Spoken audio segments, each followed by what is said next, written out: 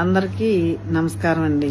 వ్యవస్థను చూస్తూ ఊరుకోలేక అప్పుడప్పుడు ఇలా వీడియో చేయాల్సి వస్తుంది. ఇందుకీ విషయం ఏంటి అంటే, ఉదయం చూసా, మాజీ ముఖ్యమంత్రి జగన్ అన్నయ్య అధికారం ఉన్నప్పుడే ఇంట్లో దాక్కున్నాడు. ఇప్పుడు పాపం అధికారం లేకపోయేటప్పటికి ఏం చేయాలి అర్థం కాక మరి రాష్ట్రాన్ని 30 సంవత్సరాలు వెనక్కి తీసుకెళ్లాడు కదా, మళ్ళీ పాదయాత్రకి సిద్ధమవుతున్నాడని చెప్పి వార్తల్లో తెలిసింది.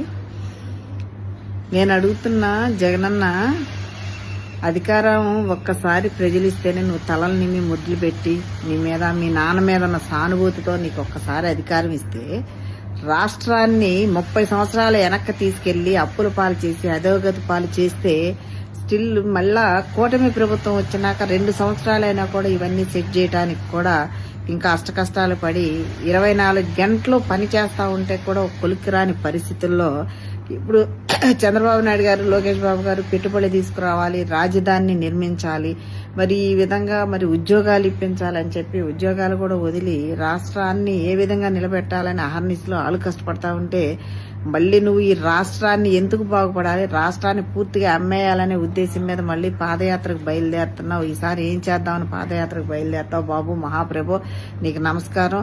నువ్వేదే చక్కగా బెంగళూరు వెళ్ళావు, లోటస్ పాండ్లో ఉన్నావు, అట్లాగే ఆ 30 సంవత్సరాల పాటు నువ్వు బయటికి రాకుండా ఉంటే మన రాష్ట్రం ఈ దేశంలో ఈ ప్రపంచంలోనే ఒక ఐకాన్ లాగా తయారు చేస్తారు నాయన జగన్మోహన్ రెడ్డి గారు. దయచేసి మహాప్రభు మీరు బయటికి రావద్దు జగన్మోహన్ రెడ్డి, మీరు వీలైతే అటు అటు జైలుకి వెళ్ళి చక్క జైల్లో ఉండండి. కానీ 30 సంవత్సరాల పాటు మీరు అనేది బయటకు వస్తే మాత్రం ఇక ఈ రాష్ట్రాన్ని పూర్తిగా అమ్మేస్తారు. రాష్ట్ర ప్రజలందరూ కూడా పక్క రాష్ట్రాలకు వెళ్ళిపోవాల్సిన పరిస్థితి ఉంది. అధికారం లేకపోతేనే రపా అని మొదలు పెట్టావు. నువ్వు అధికారం గనక ప్రజలు నీకు ఏ విధంగా ఇస్తారు? నువ్వు ఈసారి ఎలా తలలు నిమిరినా, ముద్దులు పెట్టినా, నువ్వు ఏం చేసినా, ఎలాంటి స్టంట్లు చేసినా కూడా ప్రజలు నమ్మే పరిస్థితుల్లో లేరు. దయచేసి మేమందరం కోరేది ఏంటంటే, నువ్వు మాత్రం ఇంట్లో నుంచి ఆ లోటస్ పాండ్లోనే ఉండు, చక్కగా పబ్జీ ఆడుకుంటా ఉండు, రాష్ట్రం సేఫ్ సైడ్లో ఉంటుందని నేను విన్నవిస్తున్నాను జగనన్న.